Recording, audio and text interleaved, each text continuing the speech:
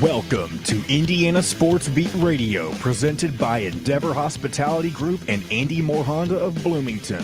Looks over the middle, second guesses, fires, throws. Does he make the catch in the end zone? Yes! Touchdown! Oladipo to win it. Another one! He got Another it! one! Oladipo! Another one! Huge hole. He's at the 30. He's going to go. 10, 5, touchdown. Jonathan Taylor. Galloway finds Rob Finnessy, who fires the three, and He hit it.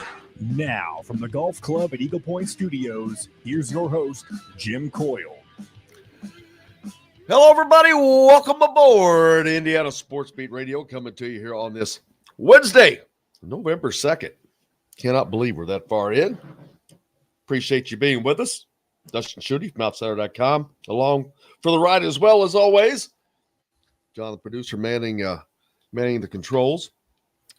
Looking forward to another great show. Bob Kravitz from The Athletic will be joining us. Kyle Neddenriep from the Indianapolis Star, and Rick Bozich, the Hall of Famer, as well. Lots to talk about, Dustin Schutte. Man, oh man. I mean, I have a list of... A woman is facing charges for hitting a golf ball into the Grand Canyon. Oh, I did not hear that. What a story. What a moron. First of all, what a moron. Yeah. Not only does she hit a golf ball into the Grand Canyon, I'm trying to find my link to that where I had that, but she takes a picture of it, posts it on social media, of course. Wow. It's, first of all, it's highly illegal. She has a bunch of followers on TikTok, apparently. That's what it was. Even better. They call her a TikTok star. Yeah. Well, which is only going to benefit her. I mean, sure it will. She'll face some BS charge, but she's on the cover of Golf Digest magazine today. Oh, are you serious?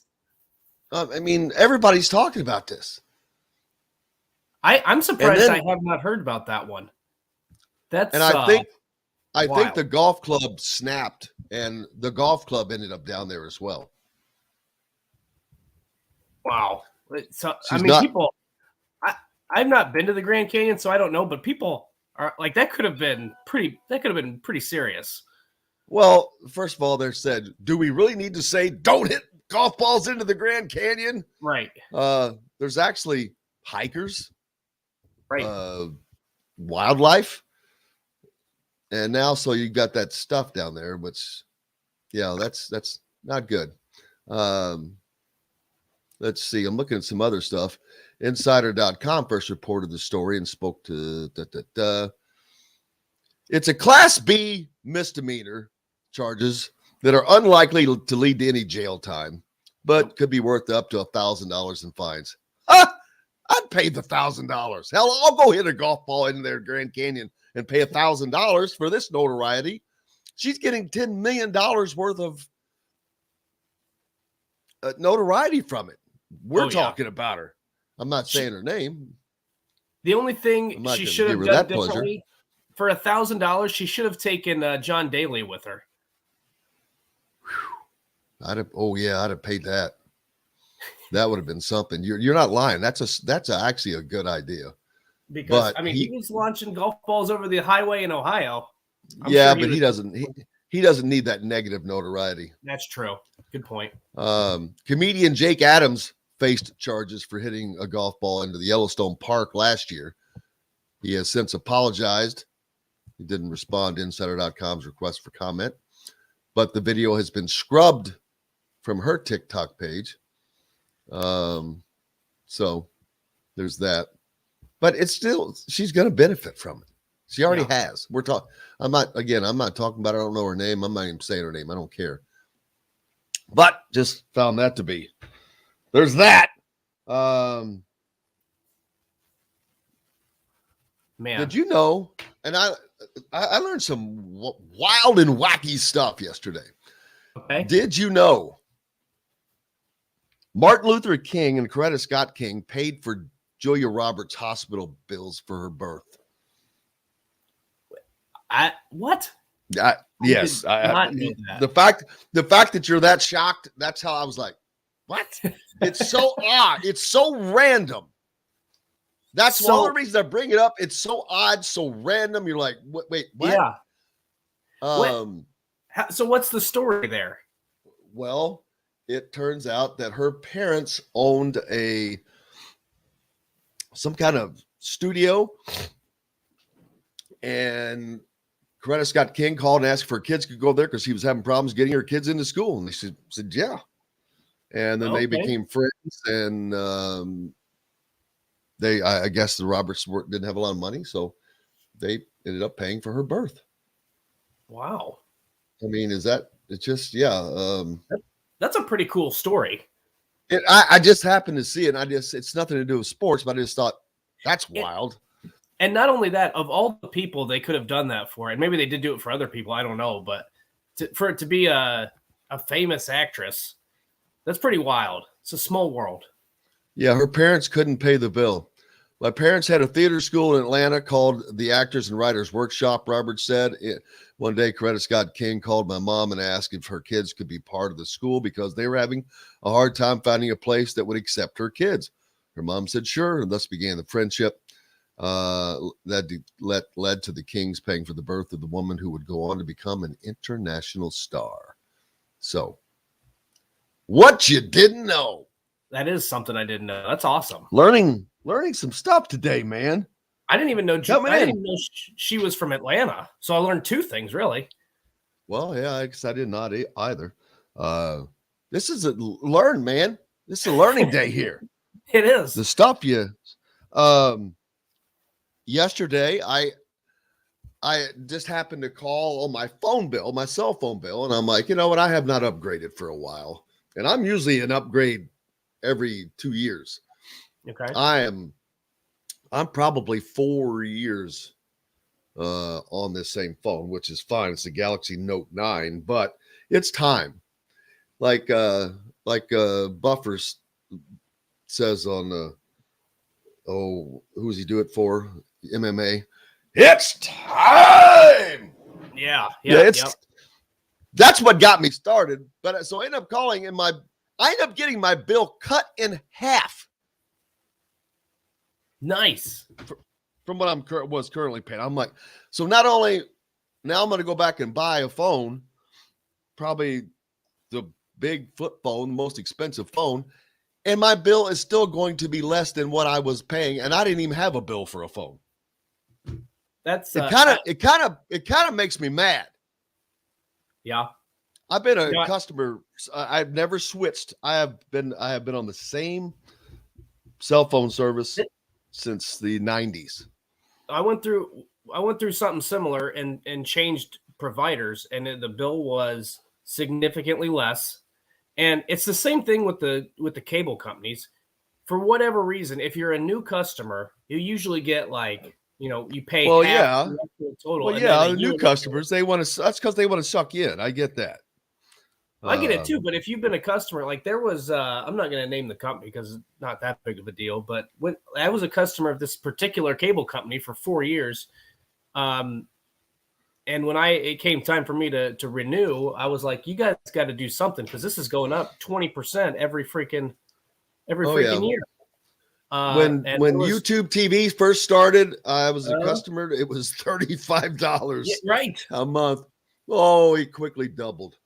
But it is now. What's it up to 70? That's about 69. Okay, $70 nice. bucks. But it's not bad though because you get it on 6 different devices. It's on my phone. It's on my computer. It's on my laptop. Yep. I mean, and you get all the sports channels. Oh yeah, you get a ton. You get the ACC, the Big Ten, SEC, Fox, ESPN. You get them all. So it's not a bad deal. I have to say that.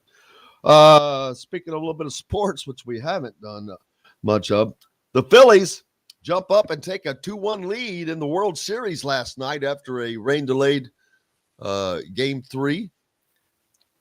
Using the long ball, baby. That's right. Using the long ball. Bryce Harper had just finished rounding the bases after sending a Lance McCullers Jr. breaking ball to the shadow realm when the broadcast cameras caught him calling to teammate Alec Baum. Harper wore a serious expression and whispered something in Baum's ear.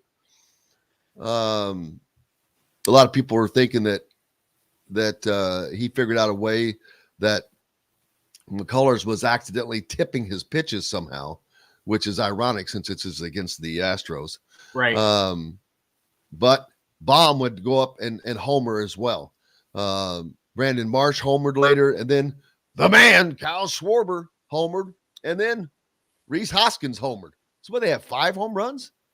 Yeah, yep. They had 5 home runs, 7-0, and they were all within the first 5 innings. So they got up to a 7-0 lead and basically cruised to the win, which is, to me, I love it. I'm still not over the Astros cheating, not getting punished, all that. So I hate it. 4-1. I hope they go down. Absolutely. Yep. Plus, you got Kyle Schwarber on the team, so right, that's true. That. Yeah.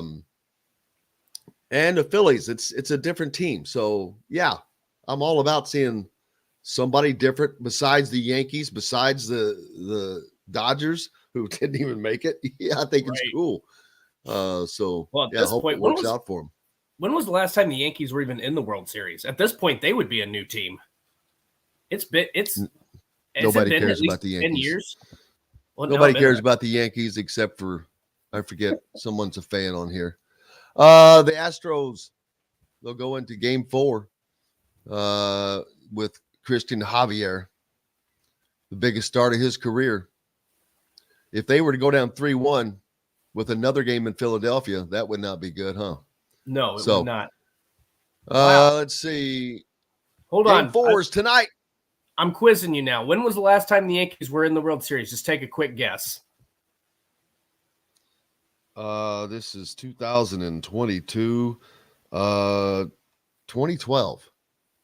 You're somewhat close. 2009.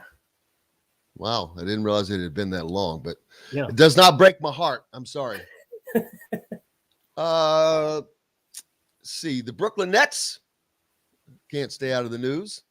The Kyrie Irving anti-Semitism controversy continues to roil. The organization decided Tuesday that a head coaching change was needed. Steve Nash is out. But wait, there's more. They plan to hire Ime Udoka. That is the Ime Udoka that the Celtics had suspended for an inappropriate relationship with a colleague right before the season started. Yep. They're going to hire him to replace Nash on the bench. He was an assistant for the Nets season ago. So professional sports are just, it's like you can do anything. You can murder somebody. You just short of committing murder. Yeah. Seriously. Murder may be the only murder and cruelty to animals. Right. Because you get away with right, you do. When you domestic violence, yeah, you'll get suspended for it, but you'll be back. It's like it doesn't matter. It's the greatest. It doesn't matter. It just doesn't matter. It's bizarre. The Nets are a disaster. I mean, everything with that, or everything with the Kyrie stuff. I mean, I don't know how he's not been suspended yet. The Udoka, I can never pronounce his name. Udoku. Well, I have to see. Where does it go? I have to see it. Udoka. Yeah. I mean, I'm not going to get off on a tangent here because we'll get off track. Well, good. So. Well, good, because we got more to talk about. How about the Colts? They traded Nyheim Hines. Yep. A lot of people were like scratching their head, but I'm like, what did they end up getting for that? I actually didn't see what they ended up getting, but we did hear Zach Kiefer of The Athletic, and we could probably talk to Bob about this too. Apparently, the Colts reached out about Andrew Luck. They reached out to Andrew Luck about his interest in coming back to the team. That he hasn't thrown a pass since 2018. That's how desperate they are. See, but we've seen that play out before. I thought that the kid from Texas, Erlinger. Yeah, Ellinger. Yep. I think that maybe he's going to be fine. He's another one of those young quarterbacks. Instead of jumping in, he was one that had to sit on the sidelines and watch. Right. But you know what? Give him a little bit of rope, and maybe he can find his way, because he didn't exactly collapse right in his initial outing last week. Hell, he put Indianapolis in a position to win. He did. You cannot blame the offense for giving up that damn long pass at the end of the game to allow them to score and lose that game. They should have won that game. The defense, the similarities between the Colts and the Indiana Hoosiers this year are mind-boggling. They are so freaking similar. The Colts just fired their offensive coordinator.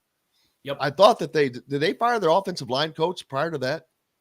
I don't remember hearing that. I don't think so. I could be wrong on that. Either way, the offensive line has been an issue for the Colts. The offense itself has not been great, but the defense, good at times, collapsing at other times, just like Indiana. It's the same thing. Indiana's defense has been maybe the biggest disappointment this season. And it's very, very weird. The similarities are very mirrored between those two. So, but yeah, we'll talk more about that maybe later, but not a lot going on with that. Let's see. Let's talk about it with Bob. Let's go to break. Okay. We've got the college football rankings to talk about later. Looking forward to that. Tennessee comes out number 1. Clemson sneaking in at number 4, which I think is BS. That just shows the political crap to do with this. So we've got that and lots more to talk about, as Bob Kravitz from The Athletic is up next here on Indiana Sports Beat Radio. Appreciate everybody being with us, of course, brought to you by our great friends from BB's Market, a part of the WOW Club and the WOW Network. Go to your Apple app or Google App Store. Sign up for the WOW Club. Start earning WOW rewards today. Come out to BB's on Friday. Hang out with us during the live show. Back with more right after this. We'll be right back to the Golf Club at Eagle Point Studios for more Indiana Sports Beat Radio with Jim Coyle, presented by Endeavor Hospitality Group and Andy Moore Honda of Bloomington. Whether you're a business... Good morning. Hello, guys. Hello, Robert. How are you? Did you play golf yesterday? Because it was the most beautiful day of the year. No, because all this stuff that was going on with the Colts, I had to sort of monitor that. That did suck. So I could not play. Maybe later today. Yeah, it's going to be. You got a couple days where it's going to be decent. Yeah, we're definitely playing on Thursday. The Colties. Let's see. I was just talking about the Colts. What did they get for Nyheim Hines? They got a running back named Zach Moss and a 6th-round pick, conditional 6th-round pick that could be a 5th-round pick. But Nyheim wanted out, and he was making a lot of money for being underutilized, so it made sense. What else is new with you, sir? Nothing much. Just a lot of Colts. Going to start writing some college hoops here sometime soon. And oh, really? Dustin, what's that hat, man? What are you wearing? Outsider.com. Okay. That's okay. My Gotcha. employer. Yep. You're representing. I'm usually not this is the first camo I've ever worn in my life. Really? Where are you based out of, Dustin? The company is based out of Nashville. Okay. I currently live in Gainesville, Florida. Gainesville. But, Okay. Hoping He's to get from back Indiana. I'm from Indiana. Hoping to get back to Georgia. Gotcha. Georgia. Traveling nomad. Exactly. Yes. Bob, how about the Athletics saying Indiana should be the most disappointing college basketball team? And that's I didn't something see the Athletic did. I didn't see that. Where was that? We will talk about that. Yeah, Well, that was I don't know. yesterday. Who That was wrote it? It was a well, it's not as big a slant on Indiana's as that sounds, because the two teams right behind them were North Carolina and Kansas, or reversed. It was basically, who do you think is going to be the most disappointing of the teams that are being talked about, I think. Yeah. Okay. And Indiana got 4 votes. North Carolina got 3. Kansas got 3. It was a combination between all the different Indiana writers. Sports Beat Radio. This segment is brought to you by Southern Stone Restaurant. Now back to the Golf Club at Eagle Point Studios for more Indiana Sports Beat Radio with Jim Coyle, presented by Endeavor Hospitality Group and Andy Moore Honda of Bloomington. Welcome back. It is November 2nd on this Wednesday. We've made it to Hump Day. Appreciate you being here on Indiana Sports Beat Radio, brought to you by our good friends at Southern Stone Restaurant, where each Monday and Wednesday tonight, you can catch the Indiana coaches shows tonight at 7:05 Inside Indiana Football with Don Fisher and Tom Allen, as they will be there to get that underway on Mondays, of course. Now, this was the first Monday, this past one. Mike Woodson, Inside Indiana Basketball. That's at 7:05 every Monday at Southern Stone.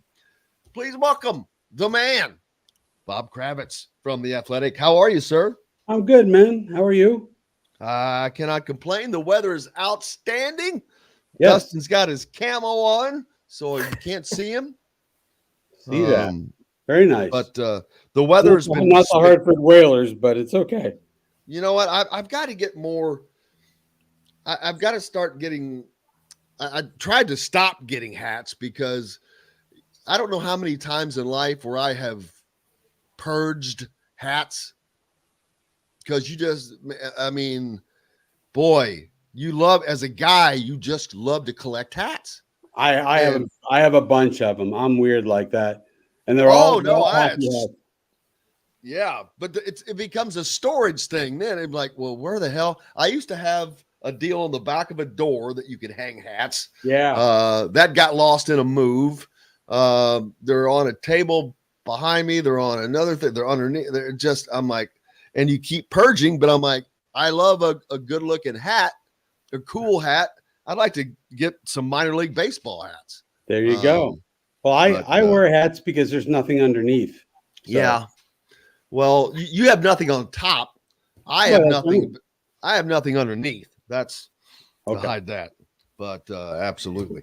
Hey, I know you were not a part of this, but we spoke about this yesterday in The Athletic. There was a piece on college basketball in which all of their writers, I don't know how many total writers there were, but the question was, who was going to be the most disappointing college basketball team this year? And they were talking of the teams that are being mentioned. Indiana ended up being number 1 on that with 4 votes, but right behind them was Kansas and North Carolina tied at 3 votes apiece. So that immediately says, well, that's a stupid poll. I think you're, in a way, it's a compliment, because people do have such high regard for Indiana coming into this season that they feel, they're not expected to finish 9th like they have the last 6 years in the Big Ten. They're expected to win the Big Ten, or at least be in the top 2 or 3. But it seems like the national people, pundits, they're not confident in that, and I get that. But they're on the outside. I'm not either. I understand. You're not quite as you haven't switched to covering IU basketball yet. Not yet. And,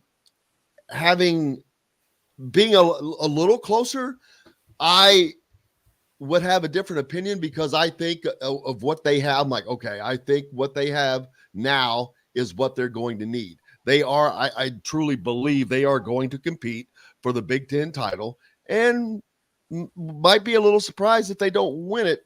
I need a few more games to see the complete team, but they look pretty damn good. Yeah, I'm sure they do, and everybody looks good playing Marion. Right. I'm sure they're having wonderful practices. But look, I have not, and again, I haven't been to their practice. I haven't seen them play yet. But this is essentially the same team we've seen the last couple of years, at least when it comes to top end talent. And people forget last year they finished 9th in the Big Ten and barely got in the NCAA tournament. Now, how great will Hood Schifino be? The rest of those guys. Look, if their freshmen are studs and guys like Tamar Bates and Geronimo and all of them really develop, well, that's great. Then, yeah, absolutely they can compete for a Big Ten title and get to the second weekend in March. But, looking at it from a bit of a distance, not knowing exactly what you're going to get from Hood Schifino and everyone else, I can see where people might say, we're jumping the gun a little bit on them. But that's just me. I'm just a negative guy. You know me. Yeah, you got to. I see. That's the difference that people don't understand, and I do. That is your job. That's my job. You're a little further away from it, and I get why the national pundits are more skeptical. They haven't seen it, and they're not close, and they're not here paying attention to stuff, and so I get that. Indiana has to prove it. Yeah, absolutely. It's up to Indiana to prove it. There's no doubt about that. They have to go out on the floor and play these games and not get up by 22 at Wisconsin and lose, and not lose to teams that they shouldn't lose to, and beat teams that maybe they're not necessarily supposed to beat. I think they need to beat Arizona in Las Vegas. Now, I don't expect them to beat Kansas at the Fog Allen, but you know what? It's not impossible. And if they could, man, would that be huge. I expect them to give North Carolina every bit of a battle and potentially win that game at home against North Carolina. That's a big ask. I understand that. I expect them to go on the road and beat Xavier. Xavier does not look very good. They got ran out of the gym by Vanderbilt. So there are certain expectations that I have for this team this year that weren't there last year. Right. Now the expectations are there, and they need to be met. Here's what I would say to that, though. I wouldn't put any stock into those early season non-conference games, because look at North Carolina last season. They got ran out of the gym by Purdue. Purdue beat the hell out of Villanova. And then as the season progressed, I don't want to say that they got worse, but they didn't win the Big Ten. They didn't win the Big Ten tournament. They didn't get to the Final Four. So to me, those games aren't nearly as important as, is this team continuing to improve throughout the season? Because I have a feeling, I think Indiana is going to be a good basketball team, but I also have a feeling that when you're incorporating a lot of new pieces, it's going to look a little sluggish at first. So it's awesome that you're playing those big time games, but if they go, 1-3 in those games, there's no need to hit the panic button, in my opinion. There's going to be some growing pains, I think, with this team, because you are going to be pretty dependent on the freshmen. It's how are you playing? And by the way, they've got, I think, a beneficial start to their Big Ten schedule. I think it's like Rutgers and Nebraska or something, like 2 games they should win. So are you getting better throughout the season? Are you at least competitive in those games? To me, that's what I'm going to be looking for, more so than the wins and losses. You could lose 3 of those 4 games and still have a Sweet 16 team, still have a team that competes at the top of the Big Ten. That's why I would say I'm not willing to say Indiana should win those games or they need to win those games. Just show me that you're competitive from start to finish. Because we saw that they shot the ball extremely well against Marion, but that's still a major concern. Xavier Johnson, his erratic play, that's still a major concern. So I don't know. I don't put as much stock in those early season games as I do once the Big Ten starts rolling around. And ironically, I think it was Seth Davis who that was his question mark was Xavier Johnson. It was not the freshman. It was not Tamar Bates' growth, Jordan Geronimo. It was Xavier Johnson, and I get that. because that's and especially after this first game, that's the question. Can he play within the confines of the rest of this team who seem to be as one unit? Mm-hmm. Will he stay in control? He's the most important guy on this team, as far as I'm concerned. I mean, he's maybe not the most important, but I think as he goes, so will Indiana. I mean, we know we're going to get from Trace. We know we're going to get from Race. We know we're going to get from virtually everybody who's not a freshman. You hope that the second-year guys take a nice leap forward. But with Xavier Johnson, will he keep his head straight? Will he play good basketball like he did down the stretch last year? I think that's a major, major question. Absolutely, I agree. What's up next for you? I'm sure you've been dealing with the Colts a lot. Yeah, a lot of Colts. I'll be out at the Colts today. Of course, Marcus Brady got wiped out yesterday, the offensive coordinator. I guess you could look at it as him being a scapegoat. At the same time, they weren't going to fire Frank Reich. Why they didn't move on Chris Strasser, the offensive line coach, I have no idea, because that group has deteriorated pretty significantly in the last 2 years.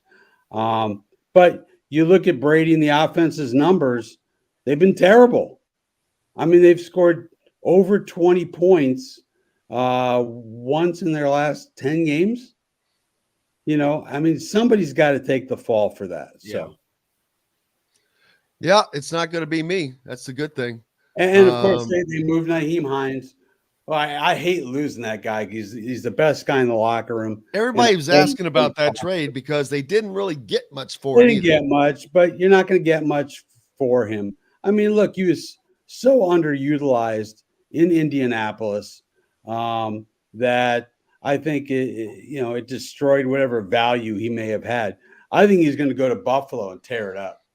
I mean, he was talking a few weeks ago about how tough it is to play with 5 different quarterbacks in 5 years. Well, he's going to Buffalo where they got their franchise guy. So that's going to be a big difference. Yeah, and he couldn't be happier. I mean, he's going to a potential Super Bowl winner. Yeah. Oh, absolutely. Somebody said, well, they're waving the white flag now. I'm like, they waved the white flag a long time ago. And it's not like Nyheim was putting up big numbers. I mean, he was doing okay. He had a nice game last week. But it's not like you're trading Jonathan Taylor. So you get what you can get. You try to use those assets. And there's a contractual element to it as well. Naheem's got 3 years left on a pretty sizable contract. Zach Moss has got 1 year left. So I think that had something to do with it too. We keep hearing these pop-up stories about the Colts reaching out to Andrew Luck, which that may have happened at one time, but I don't see that. I just don't see that happening now. And plus, I think Sam Erlinger gave a good enough performance that they're like, all right, well, maybe we have something here that they can work with. They should have won that game. They didn't lose it because of Sam Erlinger. Defense gave up Ellinger. Yeah. They gave up that.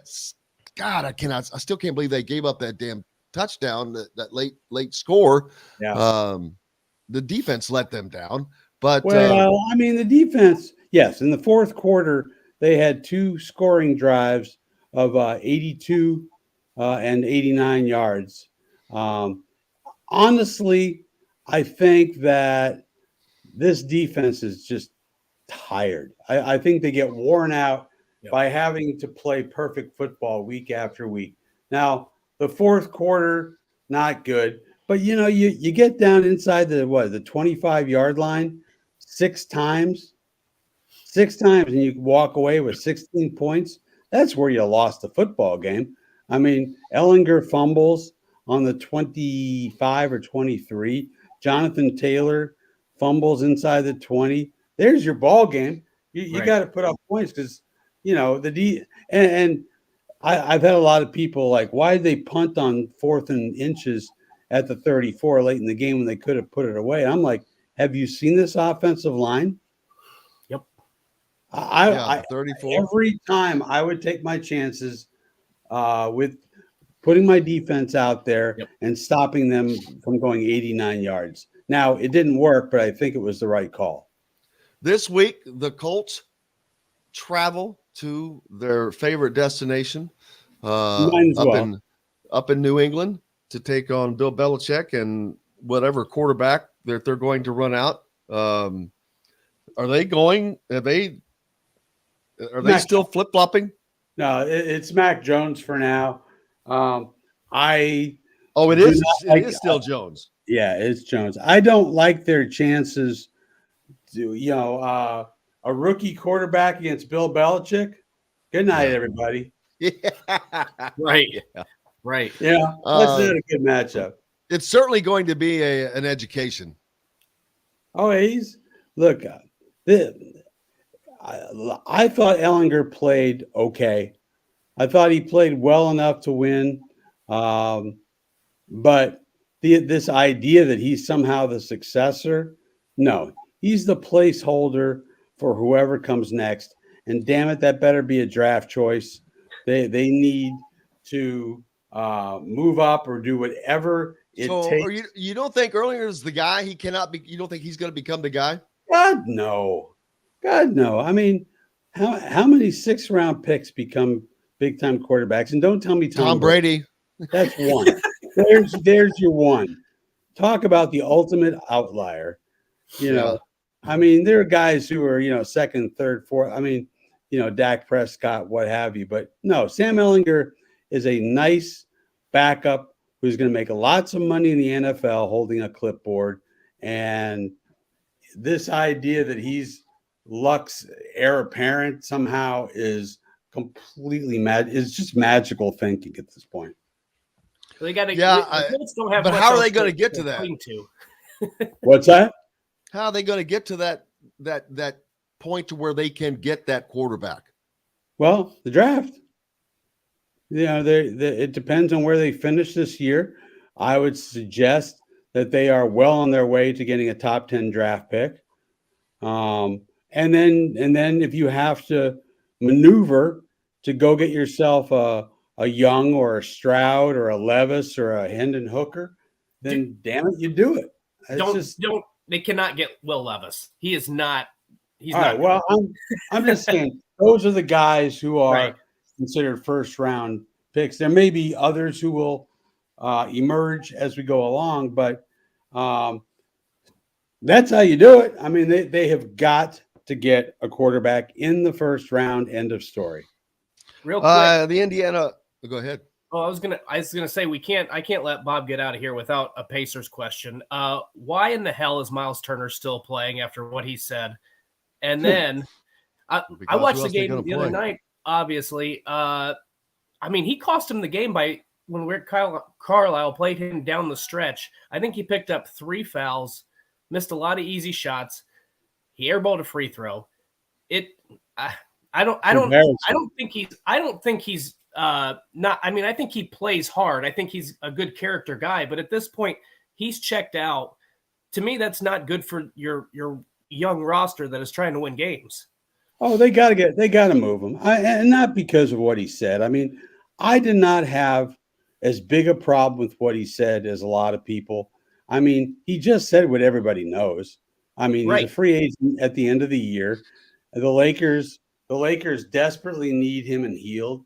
I mean, but that's just open tampering. I think he's tampering if the team. It's tampering if the team does it. I do not know what the rule is if a player says something along those lines. I don't know the answer to that. But look, the sooner they move him and heal, the better. Healed has made the terrible mistake of playing well and keeping them competitive. And we don't need that. I mean, 3-5 or whatever they are right now, that's too good. Wembanyama, baby. Wembanyama. That's all you got to say. The Indiana Hoosiers host Penn State this weekend. Who cares? That could get ugly. That could almost did a spit take, didn't you? I did. I really did. I did not expect yeah, that. that was close. I mean, I just I'll watch the game if I'm not playing golf. I just it's just too sad to watch. I mean, Purdue's in good shape. If they win this weekend, they got a huge game at Illinois. Yep. For the Big Ten West, that's going to be a big deal. Hey, what if Illinois goes 11 in Indiana? Goes what? 11 in Indiana. Oh, isn't that unbelievable? Yes. We've talked about it every day. You never know about that first game of the year, man. It's just such a weird deal. Indiana's last 4 games: Penn State, Michigan State, Ohio State, and Purdue. Easy peasy. They might have a shot against Michigan State if they suspend all their players. Right. And they're not very good anyway. Harbaugh wanting criminal charges brought. Yeah, I don't blame them. It was assault. We've seen it was assault. It was not. My only concern with that is once you open that door, the things that happen on the sports field so often on the street, they would be assault, but everything on the field has been considered different. Wasn't on the field. Well, it was in the tunnel. I get it. It was still part of the game. I'm just afraid that once you open that door, it's going to it's just something else that sports doesn't need right now. They've got enough problems. But I mean, I think of the families of those kids who got beat up. But they didn't really get beat up though. It was they got assaulted. I mean, they got assaulted, and it was not pretty. I saw the tape. I mean, it was ugly. Yeah, it was ugly. And then somebody they clearly needed to be suspended and probably kicked out. Yeah, definitely. I agree. Bob Kravitz from The Athletic. Make sure you give him a follow. Be a subscriber. I am. What's up next for you? Just a lot of Colts, and I'll probably head on out to the Pacers later this week. I was hoping Victor Oladipo would be coming in with the Heat, but apparently he's hurt again, so that's not going to happen. But we'll jump into the Pacers, and there you go. And you're not long from jumping on the college basketball train. Yeah, soon enough, man. We'll see you down here in Bloomington. All right, can't wait. Bob Kravitz from The Athletic. We've got lots more coming up here on Indiana Sports Beat Radio, brought to you by our good friends from Go Team. Back with more right after this. We'll be right back to the golf club at Eagle Point Studios for more Indiana Sports Beat Radio with Jim Coyle, presented by Endeavor Hospitality Group and Andy Moore Honda of Bloomington. Golfers, here's the deal. Golfers, here's the deal. Golfers, here's the deal. Golfers, here's the deal. What does that commercial say? Is that the $299? Covers your green fees for the next 2 years at Eagle Point. Yeah, it includes it. That's cool. Yep. I just want to make sure. I was like, God damn, I want to make sure that's the up to date.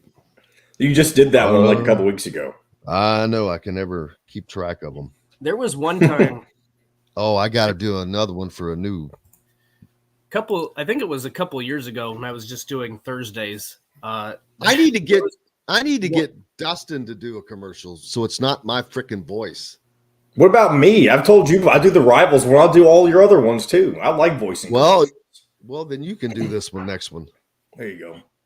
I'll write it and you do it. There you go. We need to find a girl. You get your wife. I tried to get your wife to do something.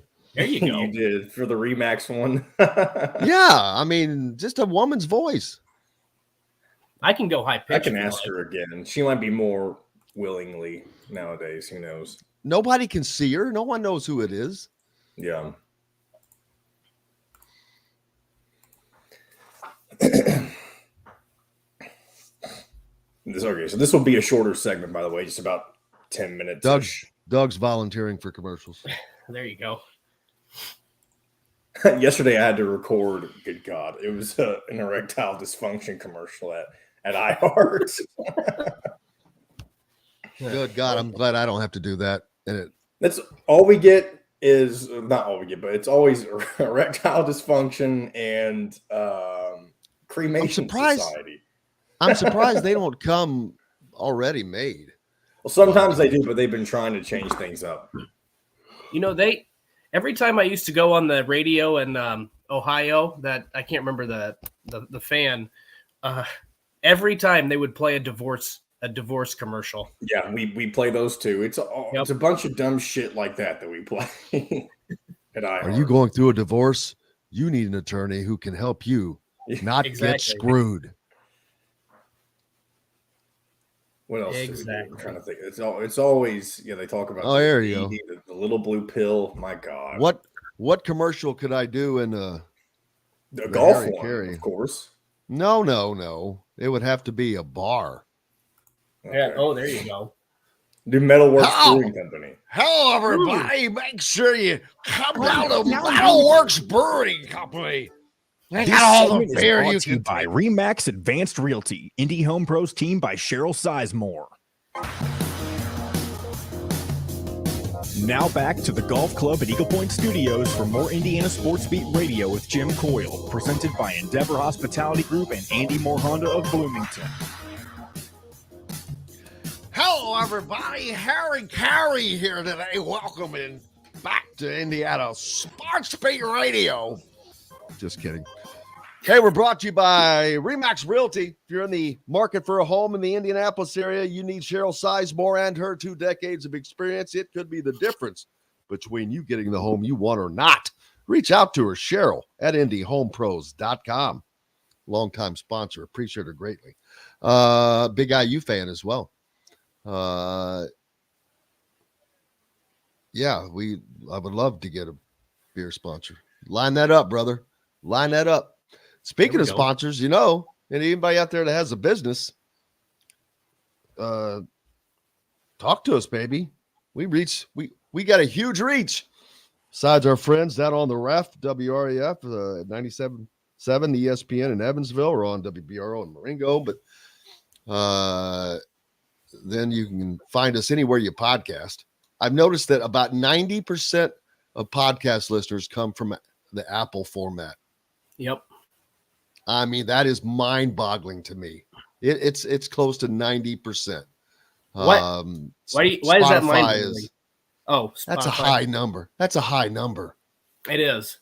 But I still think that's the best podcast, right? Because it's easy. It's automatically downloaded. I don't have an Apple phone. Not everybody has an Apple phone. Oh, I didn't even think about that. Did not think about that. You're right. I mean, it's not necessarily an Apple phone, but it could be through iTunes, which I have iTunes, but I haven't used it in years because I have a Galaxy phone and they're not compatible. Right. And I don't even know where all my iTunes music is. I had to dig it up. I did see though that if you're a Prime member, you used to get the access to 20 million songs or whatever it was, and now they've opened it up to 100 million. Whew. They have 100 million songs in their catalog, but the Prime membership is now like $139 a year.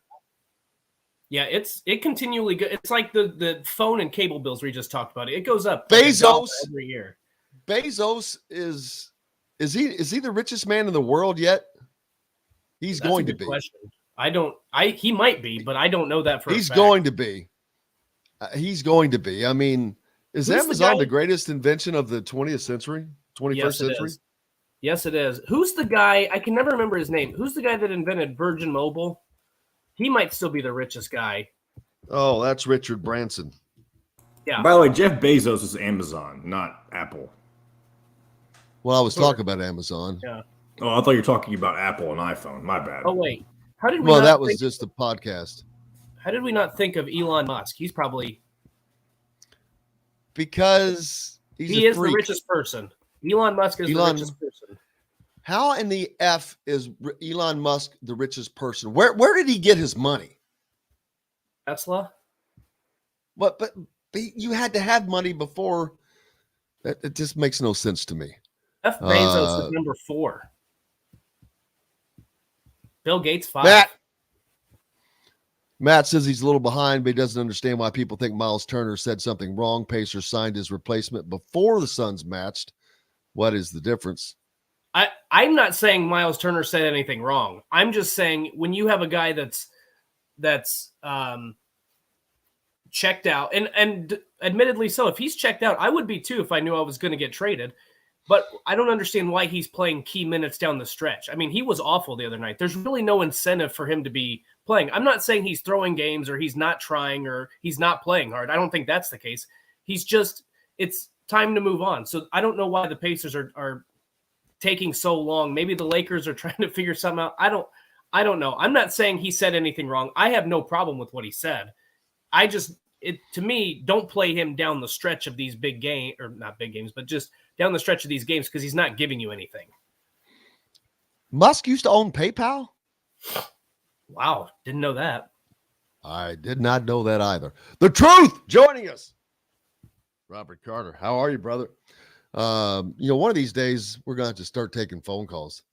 That would be awesome. Well, the thing is, not everybody listens live. As a matter of fact, the majority of people listen after the fact, and so I'd hate for them not to be a part of it. They still get to comment like everyone else at their convenience. College football rankings. We don't have a lot of time, so we're going to save that for another segment. We can talk about it briefly. Tennessee comes out at number 1. I was a little surprised, but I'm not going to argue the fact they beat Alabama.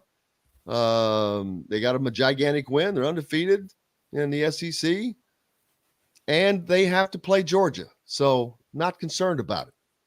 Right. Ohio State number 2. Yeah, I agree with that. Georgia number 3. Okay, I can deal with that. Clemson number 4. I've got a problem with. Right. Yep. I agree. Who the hell is Clemson playing? Who are they going to play? Who have they beaten? And this is just politics getting the freaking ACC involved. I'll disagree with you because I was like you at first. I thought, why is Clemson number 4? They have ranked wins over Wake Forest, NC State. Nobody cares. Nobody cares. Okay, but listen. Nobody cares. Here's the thing. Michigan has 1 ranked win, and their non-conference schedule was Colorado State, Hawaii, UConn. They've played Maryland, Maryland is a good team, Iowa, Indiana, Penn State, Michigan State. Those are not very good teams. Indiana's not a good team. Michigan State's not a good team. Their non-conference schedule was awful. Iowa's offense has been terrible all season. I understand why. I understand why Clemson is 4 and Michigan is 5. Clemson has not looked as dominant as Michigan, but Michigan has probably not played the same level of competition as Clemson. I will give them that. So I have not much of a problem with it. The thing that I had a real problem with was LSU at number 10 at 6-2. First of all, how is LSU in anything? Well, they should be ranked, but number 10, look, they lost to an unranked Florida State. They lost to number 1 Tennessee. Penn State is 5 spots down. Penn State's 2 losses are to number 2 Ohio State and number 5 Michigan. So I don't understand why there's such a big gap there. Big Ten bias, SEC bias. SEC bias. Yes, exactly. 1, 2, 3, 4, 5 SEC teams in the top 11. Yep. And LSU is the absolute. They're 6-2. Yep. But yet they're ahead of Ole Miss. They're ahead of UCLA. They beat Ole Miss. They're ahead. So that's why of that. They're ahead of Illinois, which I agree with that. Probably, and North Carolina. Oklahoma State. What the hell happened to them last week? I don't know. I mean, they got. I mean, I like 49-0. Yeah. And the only other thing is I don't know why Texas is ranked at number 24 at 5. See, I was going to say, why are they even in there? That's a joke. I think Maryland should be. Maryland's 2 losses was a 2-point. There's probably several teams that should be in there. They've got 3 losses. There's no way. Right.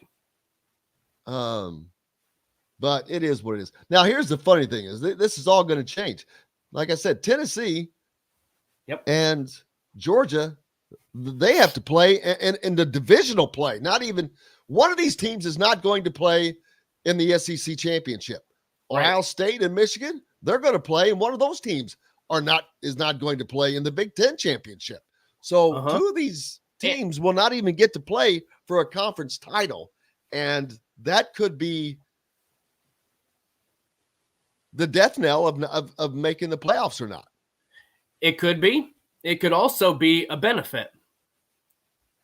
I mean, what's Clemson's remaining schedule? Gee whiz. I think it gets even easier, to be quite honest with you, because it has to. First of all, they play in the ACC. Of course it gets easier. They have played all the tough games they have played all the good teams in the ACC. They've already played. So they've got Notre Dame. Okay, they Louisville, played Miami. They played number 20 Wake Forest. Yep. They played number 21 North Carolina State. Number 22 Syracuse. So these are all lower level teams. But they have the remaining game. Well, Notre Dame, Louisville. They could play Notre Dame twice. Can they end up playing Notre Dame in the championship, ACC championship? No, that was a 1-year deal for Notre Dame. They're not eligible for the ACC champion.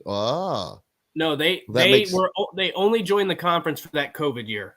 Well, they only joined the football side of the conference for that COVID year, so they cannot. They play 5 games. No, they play 5 games. I think they do play 5 games, but they don't. But they're not technically in the conference. Gotcha. Well, they host Clemson this Saturday. Yeah, that could be a 7:30 game. And then Louisville comes to town, which is, they had a nice win last week, but that's not. Then they'll host Miami, and then they finish the game. Clemson finishes the season with 3 home games. 3 straight road home games. 3 straight home games. So there's 3 wins. Notre Dame, that might be a tough game, but I don't know. I don't know that Notre Dame's good enough. So I just don't see Syracuse losing another game. And then who the hell they going to play in the ACC? Virginia Tech. Who's the leading Miami? The leading team right now is North Carolina. North Carolina is still 7-1. Oh my God. 4-0. And I don't think they're going to get caught because the rest of that division. And North Carolina is such an average team.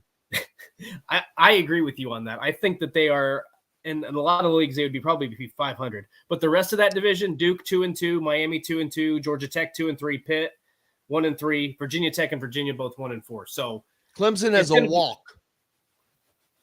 Well, they have a walk. To me, that they have a walk. If they don't make the college football playoffs, it's because they really screwed up. That probably is true. Yes. But I don't think they're that. I think there's a huge gap between the 4 teams we talked about: Tennessee, Georgia, Ohio State, and Michigan, and Clemson. But they've done it. As long as they stay undefeated, they'll get in. All right, we've got to take a break. Kyle Neddenriep from Indy Star is going to join us next. It is playoff time in Indiana and high school football, and as it continues, more games coming up this week. We'll find out what the matchups are. You're listening to Indiana Sports Beat Radio, brought to you by our good friends from Barbara Pop Real Estate Services. Whether if you're in the Louisville, Southern Indiana area, Floyd, Clark, Harrison, Scott counties, all down through there, they have served that community for 3 decades, and no one can get you in the home quicker or less expensively than Barbara Pop Real Estate Services. Reach out to Barbara at barbarapop.com or Matt Lincoln, Matt at barbarapop.com. Back with Kyle Neddenriep right after this. We'll be right back to the Golf Club at Eagle Point Studios for more Indiana Sports Beat Radio with Jim Coyle, presented by Endeavor Hospitality Group and Andy Moore Honda of Bloomington. Andy Moore.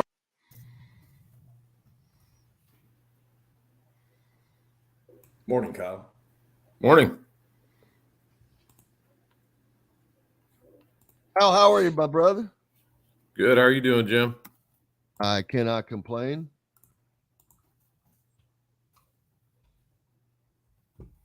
How was Cannot the complain weekend? mean you're looking for a way to complain? Sorry, I No. say something else. It can be taken a lot of ways because you can say, "Oh, I can't complain because everything's okay," or I usually say, "I can't complain because nobody wants to listen to it."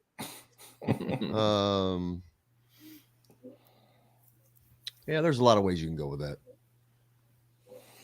Now, what you guys say is I could complain, but nobody would listen anyway. That's the old line. That's nobody wants to listen to it.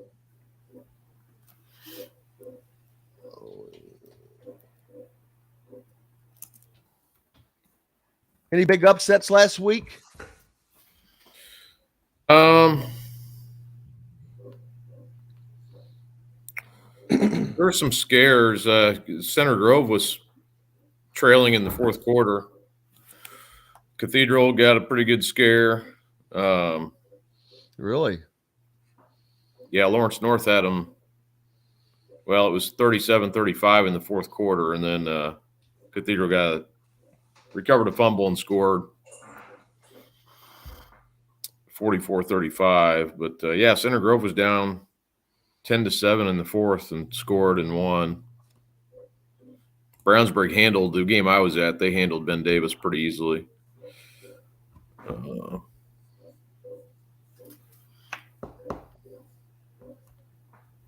Not any Gibson Southern loss. That was kind of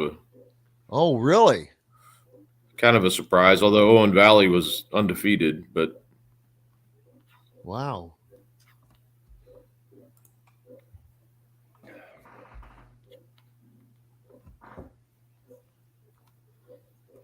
All right, 30 seconds. More from Remax Advanced Realty. Cheryl Sizemore has over 2 decades of experience, and that could be the difference in you getting the home you want in today's tough housing market. Reach out to Cheryl Sizemore from Remax Advanced Realty at cheryl@indiehomepros.com or 317-298-0961. Cheryl Sizemore from Remax Advanced Realty. Let Cheryl Sizemore get you in the home you want today. Cheryl@indiehomepros.com. This segment is brought to you by Feast Market and Cellar.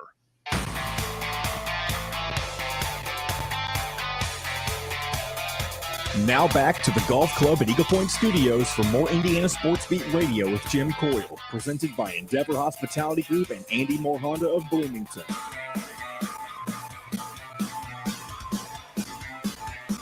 Welcome back, Indiana Sports Beat Radio coming to you high atop the 18th fairway here on this Wednesday, November 2nd, joined by Kyle Neddenriep from the Indy Star as high school football playoffs are well underway.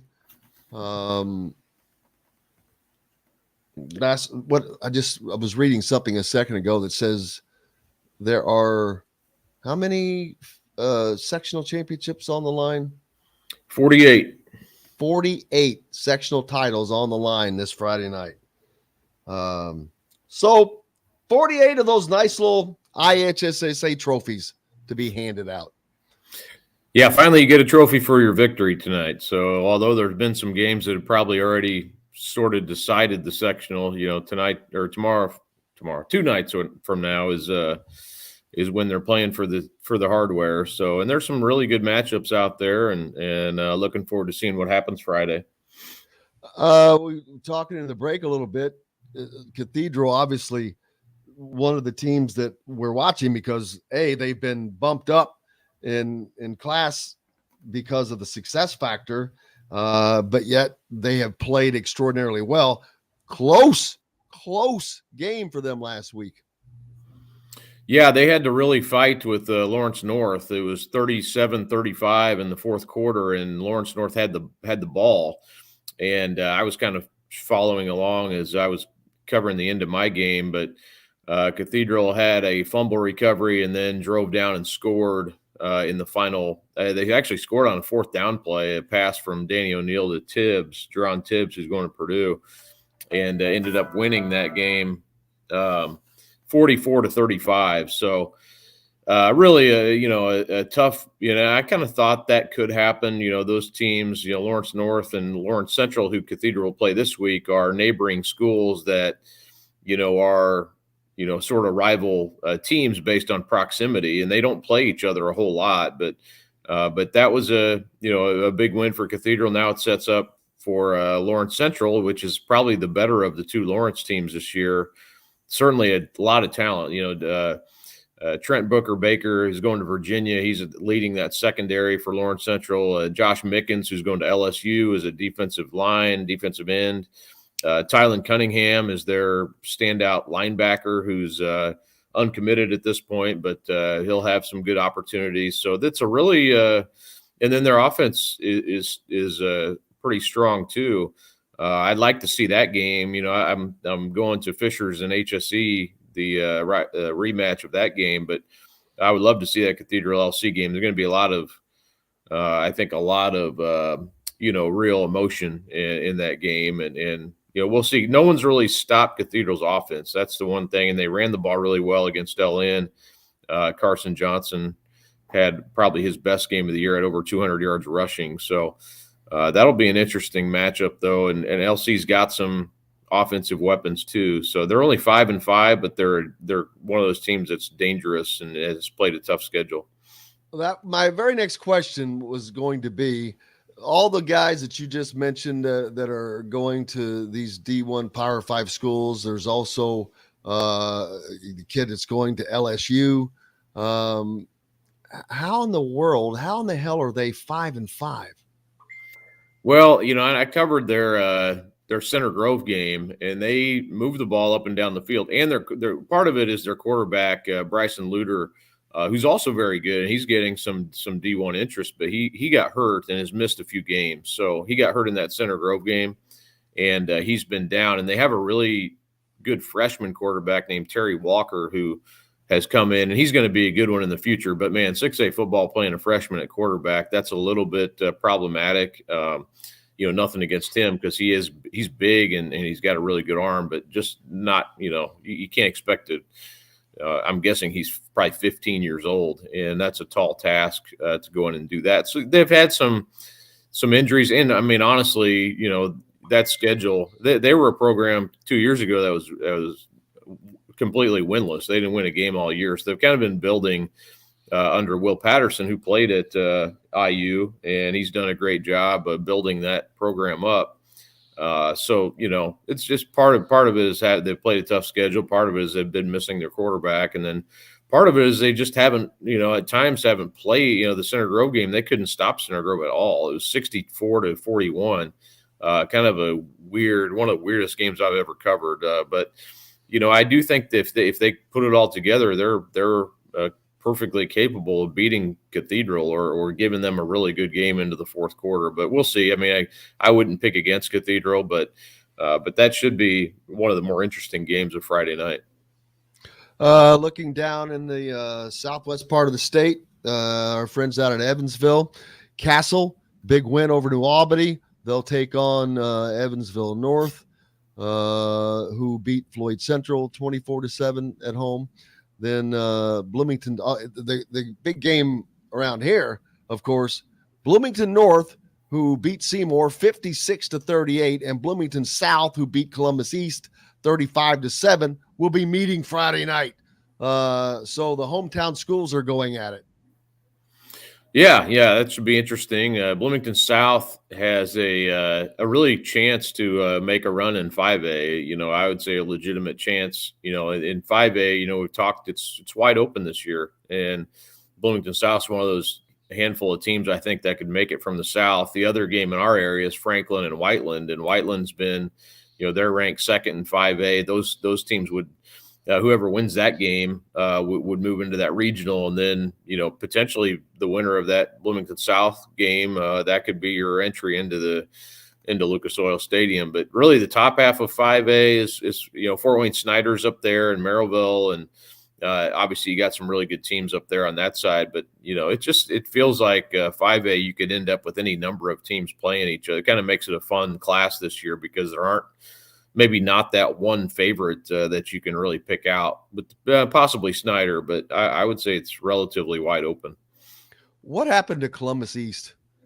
Man, they had probably, I would say, the longest run of dominance in, the Hoosiers Conference is not a weak conference. Jeffersonville, Floyd Central, New Albany in there. But they dominated that conference for like 12 years, didn't lose a damn game. Bob Gaddis. That's over. Isn't it amazing the difference that is? I mean, it's shocking.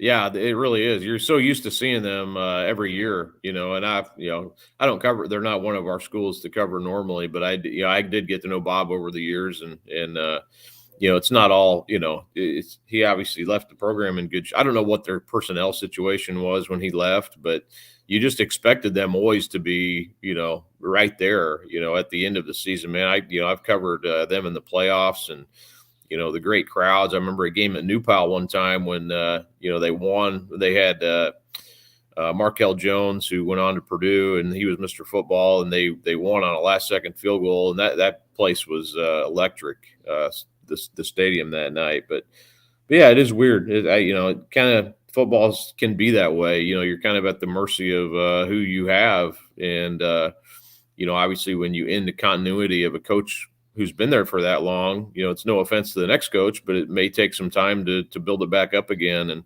I think that's probably what we're seeing with Columbus East. Columbus North, it's like, well, maybe they're getting, but they're 5-5. It's not like they're tearing it up either. So it is kind of curious to see that happen. Hopefully, the traditional power, it's always good when those kind of teams are doing well. So hopefully they get back going again. It's just a cycle of things. You'll be out and at it this weekend. Another busy one. I mentioned you were going to be at the HSE game. Yeah, so I covered that game earlier this year, Fishers and HSC, and it's probably the biggest crowd, you'll have every year in that regular season game, and I assume it'll be pretty good again Friday, all red on one side and all blue on the other, and, of course, those schools are in the same district, and those kids all know each other, and, that makes it fun to see what will happen. And Fishers actually, HSC's ranked number 1 in 6A, which is sort of odd, that would be the case after all year long. It's been, Brownsburg, or, there's been some other teams, Center Grove and Cathedral. We've kind of talked about them as the top teams, but yeah, yet, HSC is number 1 now and playing their rival, and Fishers really had a chance to beat them last time and kind of let it get away a little bit in the fourth quarter, then missed a extra point in overtime. So that opened the door for HSC to score, get the extra point win, 28-27. Young man Donovan Hamilton for HSC at the receiver, really good player, getting some IU Purdue interest. He just got offered by Ball State and Miami in the last week or so. He's big time. It's about 6'4" receiver, so that'll be fun to see what happens in that game Friday night. But he's really legit. It's fun watching him play. Make sure you give Kyle, I almost said Kyle Schwarber. I was reading something about him. Make sure you give Kyle Neddenriep a follow and be a subscriber. Keep local papers alive. I am. Kyle, thank you, sir. Have fun. Get your track shoes on. All right. Thanks, Jim. Talk to you later. You bet. Kyle Neddenriep joining us here on Indiana Speak. I swear I can't get it out of my mind now. Kyle Neddenriep joining us here on Indiana Sports Beat. We're back with more, brought to you by our good friends at Metalworks Brewing Company, located just off the square in Bloomington, catty corner to Cabello Restaurant. Back with Rick Bozich right after this. We'll be right back to the Golf Club at Eagle Point Studios for more Indiana Sports Beat Radio with Jim Coyle, presented by Endeavor Hospitality Group and Andy Moore Honda of Bloomington. Hey, this is Good morning, Mr. Rick. What's going on? Where's Dustin? Oh, he's here. I had him removed for that last segment. He usually doesn't talk with Kyle about the high school stuff. Okay. Is my camera clean, or do I need to clean it? It wouldn't hurt it to give it a little rub. Okay. I was trying to figure out how to word that, and I was like, "There's no way to." No comment.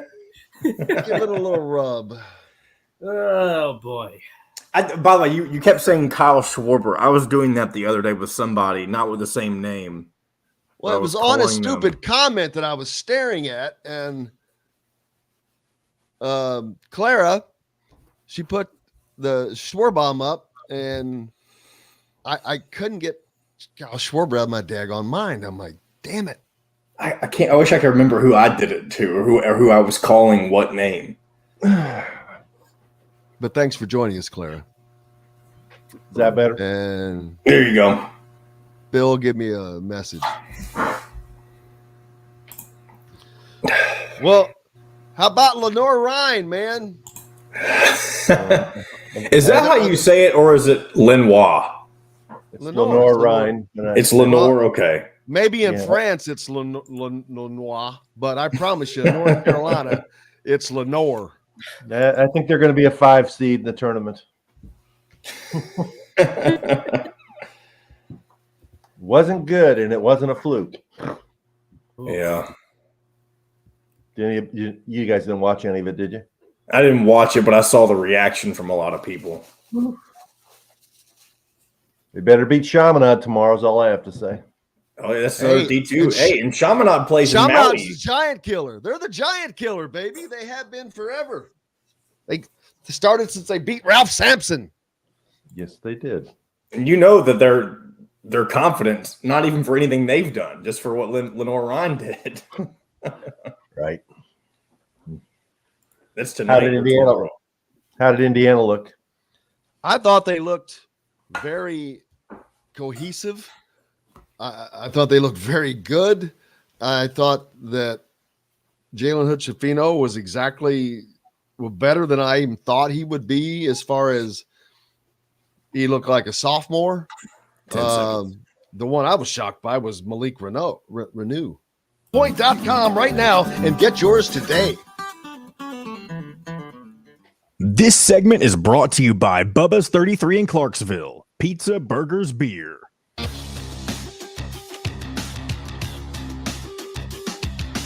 Now back to the Golf Club at Eagle Point Studios for more Indiana Sports Beat Radio with Jim Coyle, presented by Endeavor Hospitality Group and Andy Moore Honda of Bloomington. Welcome back. It is Wednesday. We've made it halfway through, and we've got the best for last. Rick Bozich, basketball writer, Hall of Famer with WDRB.com. Make sure you go there and give him a follow for coverage of all kinds of things. Not that people probably care they're listening here, but I have to bring up the Louisville game. Losing to Lenore Ryan, not only because Kenny Payne, it just shows what he's starting with, man. It kind of reminds me of it's not nearly as bad, but Tom Crean when he first started. It's like you've got to have the horses. I don't care who you're playing. You can play, Trinity High School, and it doesn't matter if you don't have the horse. You have to have the horses. Yeah, it's not nearly as bad as the Kyle Tabor, Tom Pritchard, Verdell Jones. What was that guy's name? Malik Story, Nick Williams. For those dudes. Devin Dumas, maybe was he on that team? Anyway, but they don't have any guards. Football, didn't he? He played football, didn't he? Yeah. I don't remember. I thought Devin Dumas also played basketball. But anyway, Louisville came out, first 3 possessions, bang, bang, bang. Chris passing, 3, 2, 3, 8 points, 3 assists. They only had 4 assists the rest of the game. They only scored 19 points in the second half. Guard play just is lacking, and Lenore Ryan beat them by 10, and it wasn't a fluke. It wasn't like Lenore Ryan threw in a bunch of threes, they beat them in all aspects of the game. So Louisville comes back and plays Chaminade tomorrow night, and then they open the season next week against Bellarmine, and that's going to be fascinating because Bellarmine's really good, and Bellarmine's going to put about 4,000 or 5,000 fans in the KFC Yum Center, and Bellarmine's going to look at it as their Super Bowl, and look out.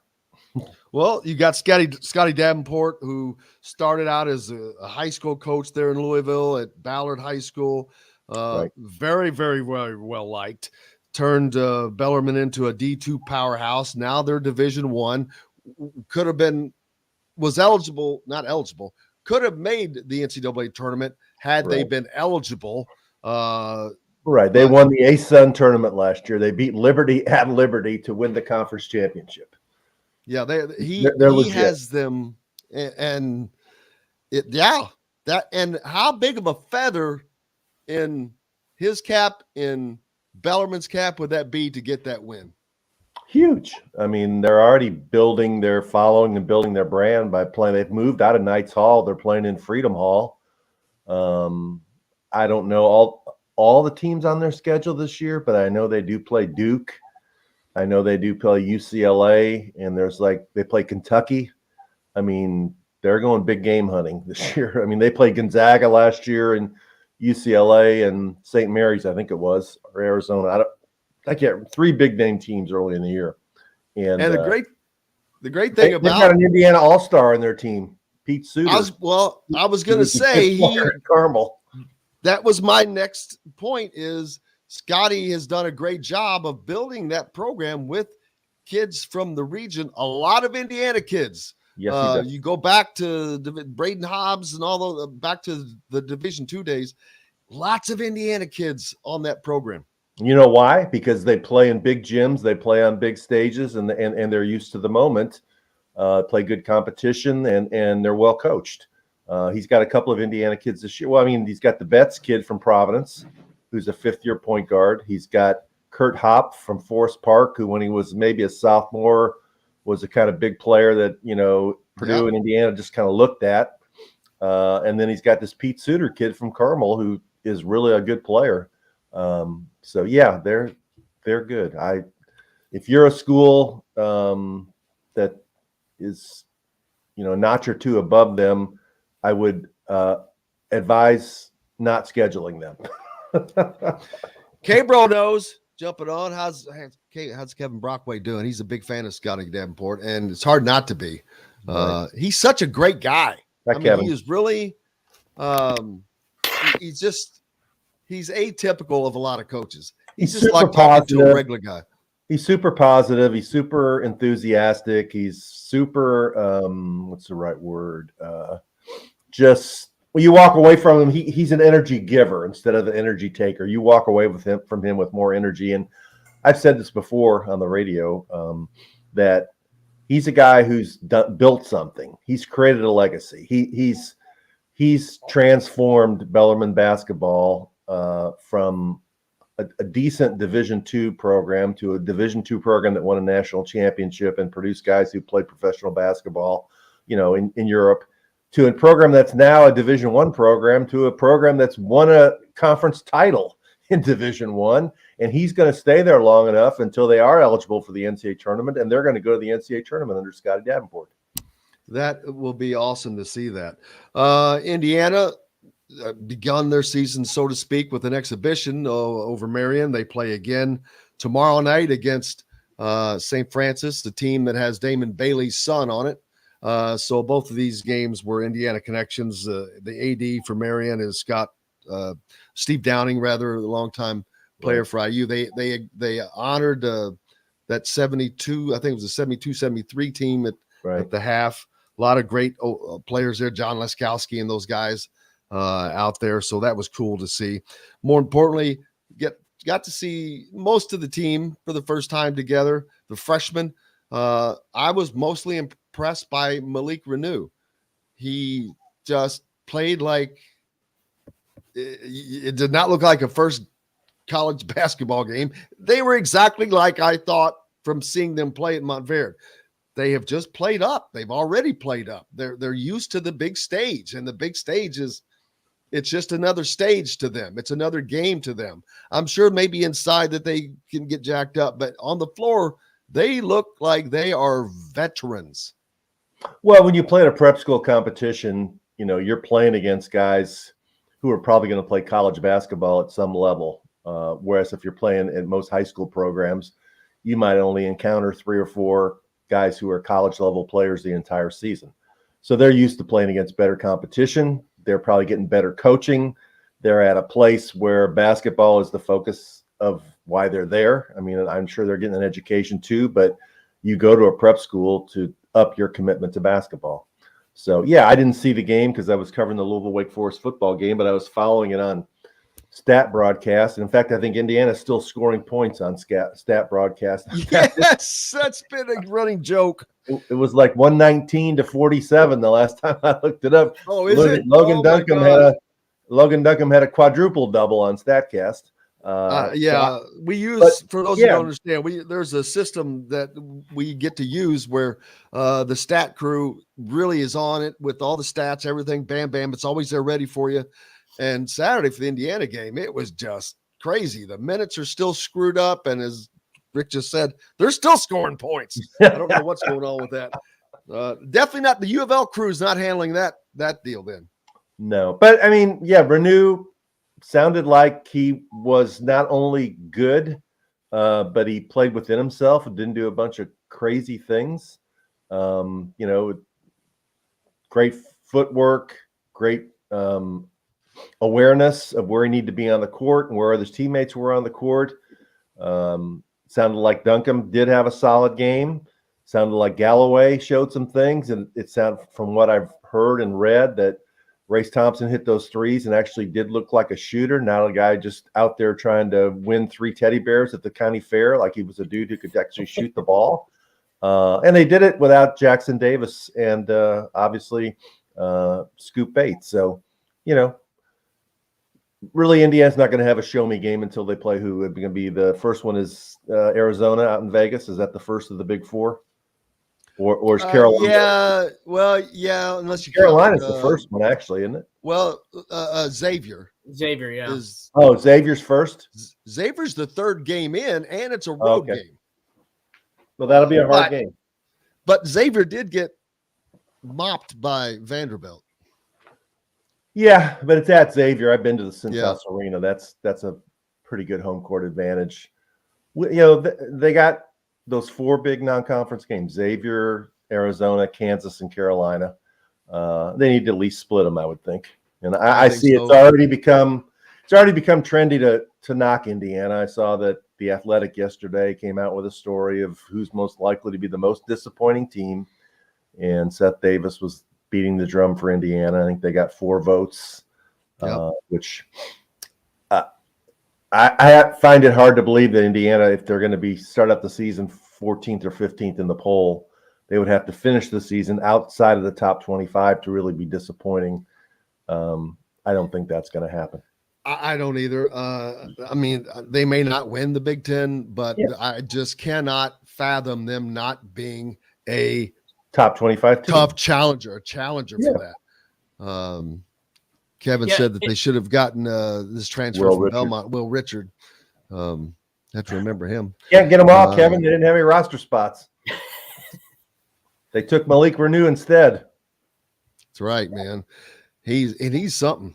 And you got to see Logan Duncombe have a double-double, even though it's against Marion, but just seeing him get in there and play with some confidence. What I liked about that was that Mike Woodson, A, sent him to the press conference after the game, and B, called him out in the locker room and said, I've given you hell all last year, and you had a heck of a game today. So, and that kind of showed me, the players' affection for Mike Woodson. It do seem that they respect Mike Woodson, but they also like him. And the scene that we saw that they put up on social media when he did that to Logan Duncombe, I thought that was a nice touch. And the biggest question, Dustin and Rick, is still Xavier Johnson, which is funny because he's a senior. He's a veteran. Right. And a veteran should not be a question mark, but it is the question mark for this team, even after the first game, which you can't go on first game. He was 2 for 11, whatever. But was he 2 for 11 because it was just an off game, or was he 2 for 11 because he's forcing things? That's where you have to look at and what you have to look at, because if you look at all the other stat lines, everybody else was efficient, very efficient. Yeah. Well, I mean, the thing you can say this year is if Xavier Johnson doesn't have it going one night, he has options. He can go with Hood Schifino and Galloway, or Hood Schifino and Bates, or Hood Schifino and whatever other way he wants to go. So, but would he do that? Would he pull someone like Xavier out, because he has not shown that he likes to do that? Yeah, that's a good question. I don't know. I mean, Xavier Johnson played great last year. The last 8 or 10 games. Yeah. He's now a fifth? Is he a fifth-year guy or a sixth-year guy? He's at least maybe a fifth-year guy. Maybe a ninth. I don't know. But I agree. I heard he forced a few shots early. And the one thing he does that I think is one of the things he needs to clean up on his game is I think he takes some forced twos, like in the mid-range, and those are the worst shots in basketball. You either take a three or you get to the rim and get fouled or get a layup. If you're taking, contested 10 or 12 footers, those aren't great shots. And so, I'm sure they're working with him to try and figure out how he can play better, and we'll see what he does against St. Francis. And then the opener is Monday against Morehead State. Is that correct? Yep. Yeah. Yes, sir. I'll be there for that one. My question for him is, when you're not in the past, I feel like when he's not shooting the basketball well, it impacts other areas of his game. Right. Has he matured to a point where, hey, you know what? I'm not making shots. I'm not going to force it. I'm going to find my teammates.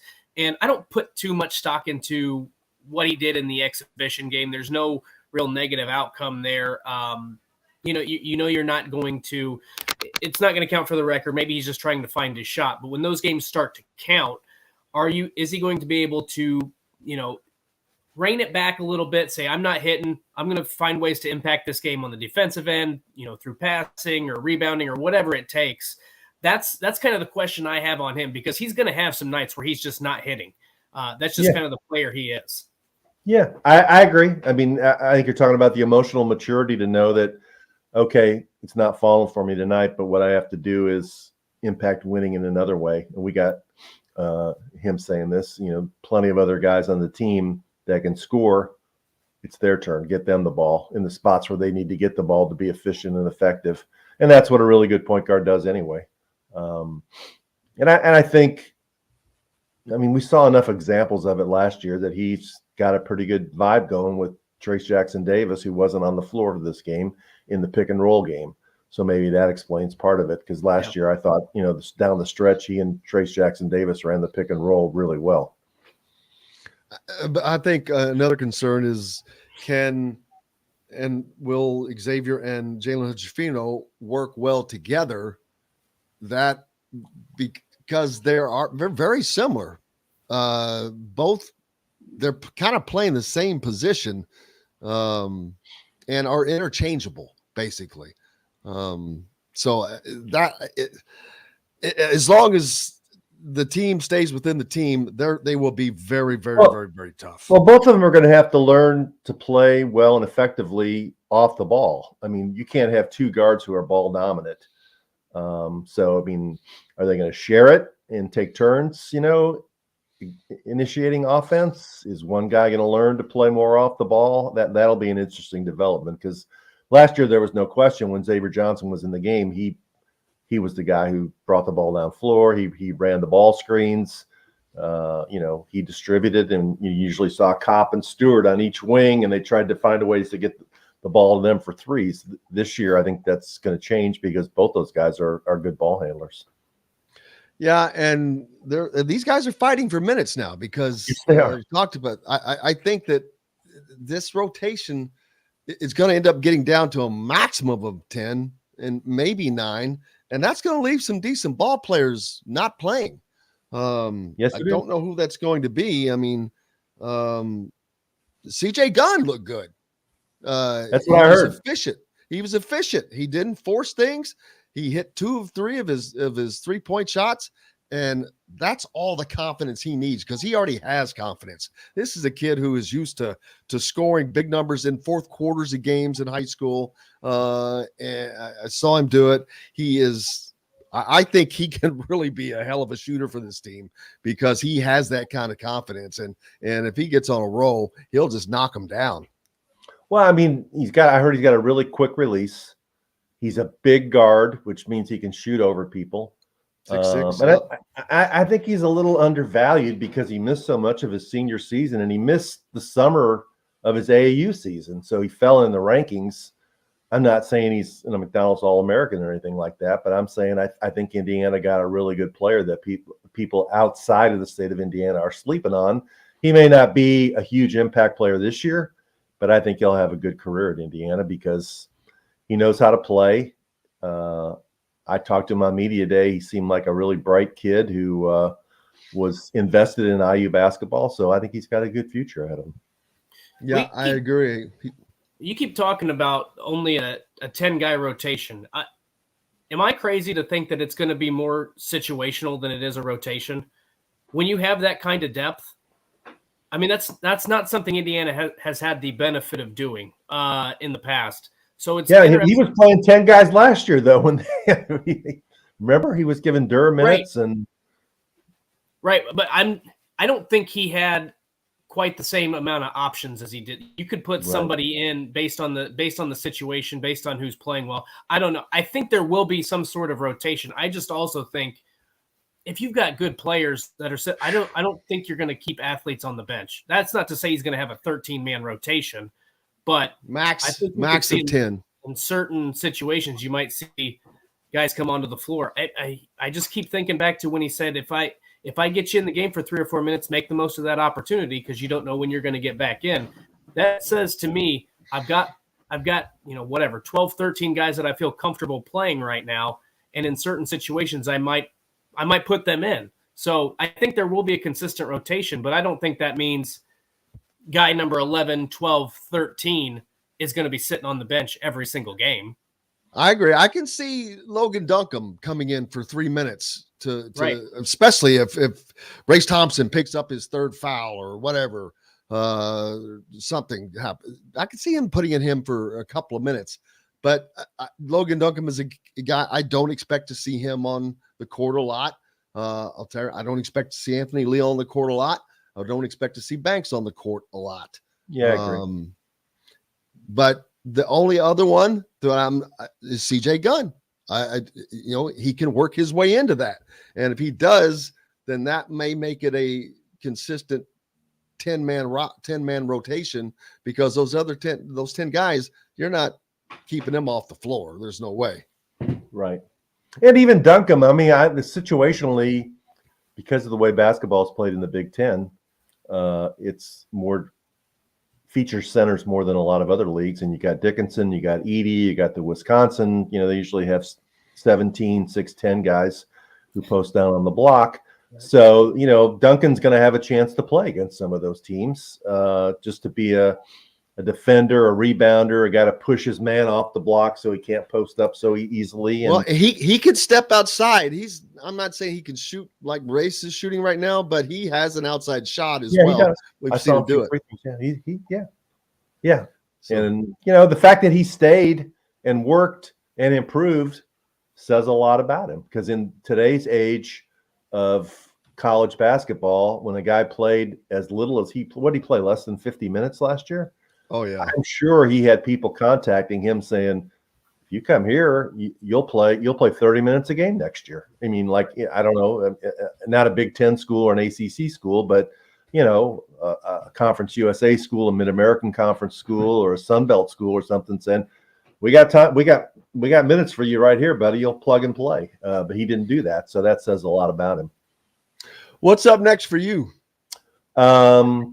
Tomorrow night is Louisville Chaminade, so I'll be going to that to see if they can get the giant killer. And then Saturday, Louisville football, which is now on a 3-game winning streak, scored 35 points. Big surprise! That was a surprise. Oh my gosh! Saturday and Sunday was such a extremes at Louisville. They beat number 10 Wake Forest. They got 6 turnovers off Wake Forest in the third quarter alone, 8 in the second half. I've never seen that before. Holy cow. They scored 35 points in the third quarter. The basketball team scored 49 points in the game. So they're playing James Madison for bowl eligibility. A month ago, people were saying Scott Satterfield was on the hot seat. They have shown that you can turn things around. Hint, hint. Right? I will be. What time is the Indiana game? 3:30. And we don't. Is the quarterback really going to be Jack Tuttle? Mason Williams just reported earlier that on the released, I guess, depth chart that Connor Bazelak is still listed as QB1. Okay. Is there any chance it'll be Dexter Williams, or is it just down to Tuttle and Bazelak? See, that's my question: is why would you play Jack Tuttle if you're going to make a switch? I don't. If he's leaving at the end of the year, we've talked about this before. It makes no sense. Why would you do that?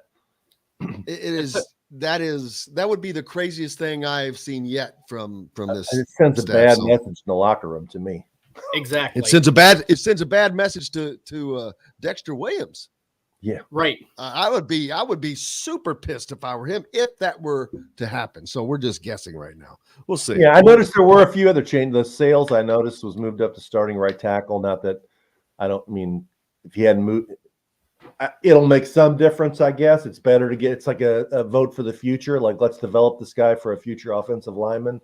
But now they lose Camper. He was by far their best receiver. That hurt. They've already lost their best offensive lineman in Bedford. They've lost their best linebacker in Cam Jones. I mean, that's the one thing Indiana can't afford. You can't, when you have injuries, you can't afford them to beat your 3 of your 10 best players on the team, because they simply don't have the depth to overcome that. The one thing I think they have in their favor this week is I would think that Penn State would be in a little bit of a letdown. They just lost to Ohio State at home. They've already lost to Michigan. They're not going to win the Big Ten East. I'm sure they're going to look past Indiana at some level. And Indiana's had an extra week to prepare and get healthy. And if they can get off to a good start, maybe they can. They've played Penn State tough in the past. I mean, they beat them 2 years ago in that stadium. So maybe they can dive for the pylon once again. Yeah. I mean, they need to win one of these last 4 games, whether it's Michigan State, which is a total dumpster fire, whether it's Penn State, which seasons, aspirations have been taken away from them, or whether it's Purdue at home in a rivalry game. They're not going to beat Ohio State. We all know that. They need to win one more game the rest of the year because, as I've said before, you can't go back-to-back seasons losing your last 9 games. Right. And it's been the defense that has cost Indiana more than anything, which is shocking to me because Tom Allen was retaking that over. So that has been the biggest disappointment for that team. So I mean, I don't know. It's just really hard to go into the offseason recruiting. It's hard to go into next season to, get people excited and sell tickets. If you're going off another season where you lose every game just down the stretch. And, then watch Illinois go and win the Big Ten West, and their only loss is going to be to Indiana. Yep, they're going 11 in Indiana, baby. You can use that line. You can use that. The Illini are still running stadium steps for losing that game. Oh, man. The great Rick Bozich. Make sure you give him a follow if you're not. I'll ask you one question. I'm getting ready to write a column actually this morning. I want both your opinions. I give at the end of every month, I give all 4 local teams that we cover, Kentucky, Louisville, Indiana, and Western Kentucky, report card grades. What grade would you give Indiana this season? Oh, in football? Yeah. D? I'm trying to think of D or an F. I was trying to go, D? I would say D minus, yeah. I would go with D minus because they made no improvement from the offensive line. They knew they had problems there. They did nothing about it.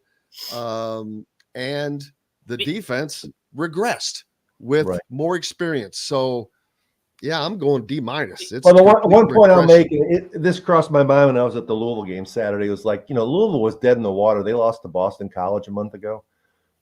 People were clamoring for Satterfield to be fired, and they regrouped, and they beat Virginia, and then they beat Pittsburgh, and then they beat Week 4. So, you can do it. But Indiana losing those 3 in a row to Nebraska, Maryland, and Rutgers, those are the games that make you scratch your head.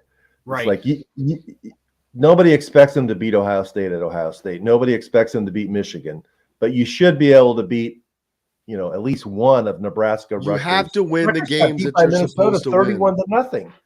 Huh? Nebraska had just lost their coach. They had an interim coach. They had all kinds of problems. So, it's and that's a fair criticism. You got to look at the team and say, where's the improvement? The only thing regressed. the only thing that keeps me from giving them an F is at the very least, they don't seem to really give up. Like last year, they gave up in games and on the season. This season, they've been competitive in every game. Like even Cincinnati was probably the worst performance, and then Michigan 17-10 early in the fourth with a chance to tie the game. I think most of their losses, they've at least had opportunities to win those games. So it's been disappointing, but at least the effort is there. And I think they lost the effort after about the fourth or fifth game last season. Well, they got four. If you got pride, you got 4 games to go, and you need to win one of the last 4. I agree with you, man. Absolutely. The great Rick Bozich, we're so fortunate to have you. Thank you so much, Rick. Have a great weekend, man. It's going to be beautiful. Too. I'll see you next Monday. I cannot wait. Rick Bozich from WDRB.com. Make sure you're giving him a follow if you don't already on Twitter and at WDRB.com. We got more coming up. Brought to you by our good friends at Reynolds Family Dentistry. Get that championship smile. Go see Dr. J if you're down in the Sellersburg area. He keeps it happening for me. Back with more right after this. We'll be right back to the Golf Club at Eagle Point Studios for more Indiana Sports Beat Radio with Jim Coyle, presented by Endeavor Hospitality Group and Andy Moore Honda of Bloomington. Whether you're visiting. Is that it for you, Dustin? Not today. I don't work most Wednesdays. I'll be able to stay the full time. And Thursdays, right? No. Oh, just Wednesdays? Okay. Well, actually, Wednesdays and most Fridays, because I don't work till about 4:00 on Friday. Chris Lewis, we appreciate you. That's right, folks. Do us a favor for those of you listening on Facebook or YouTube. God, why do I always say that? It's YouTube. We really super appreciate you guys. But I noticed that probably 75% of the people that listen on YouTube are not subscribed. So just hit the subscribe button. It really, really helps us immensely. And hit that like button. It helps us reach more people. And we greatly appreciate you for that also, so much. Robert asked, got this hat outsider.com. You can get it on the shop. Lots of stuff on there. Yeah, I thought I was under the misunderstanding that you and I were receiving some outsider.com gear, but apparently I misunderstood that, John. Did you have that misunderstanding as well?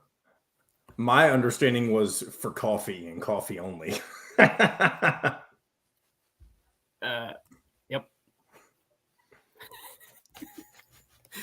You need to tell your marketing people. I got you. I got you covered. Say, hey, we're reaching. It's because I wear hats that don't do jack for anybody. I got this Adidas hat on today. Oh yeah, there we go. My sponsors don't have my going. I tell them all the time. I'm like, dude, you need to give me some hats to wear. Hello, Wyatt. Big Wyatt. You missed a lot of the good stuff, Wyatt. You'll have to go back and listen. So we've had a very large variety of topics today. It's been tough for me to put the main thumbs. Robert is asking why the comments don't show on YouTube anymore. I don't know why they wouldn't. I have no idea what he's talking about because I see them. I'm looking at all the comments. I mean, I see them. Yeah, they're showing up for me. Now, one thing YouTube did do mobilely, like on the mobile app, is they had a major update the other day, and maybe if he's watching on his phone, there may be something there, but I don't know what he's talking about. My understanding was Dustin was sending me a box of cigars. $300 box of cigars. All right, here we go. And Friday, and for those of if you we're not listening, on a station where you live, we should be. Ask for Indiana Sports Beat Radio. This segment is brought to you by Courtroom Sports Grill in Bedford.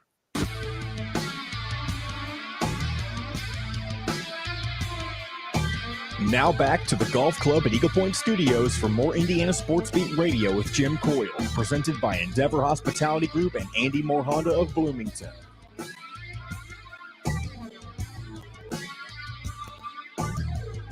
welcome back. Indiana Sports Beat Radio coming to you from high atop the 18th fairway here at the Golf Club at Eagle Point Studios on this Wednesday. Just finished up with Rick Bozich, the Hall of Famer. Great day already. Bob Kravitz from The Athletic, Kyle Neddenriep, the Indy Star. All kinds of stuff to talk about today, man. College football rankings were out. We talked about that.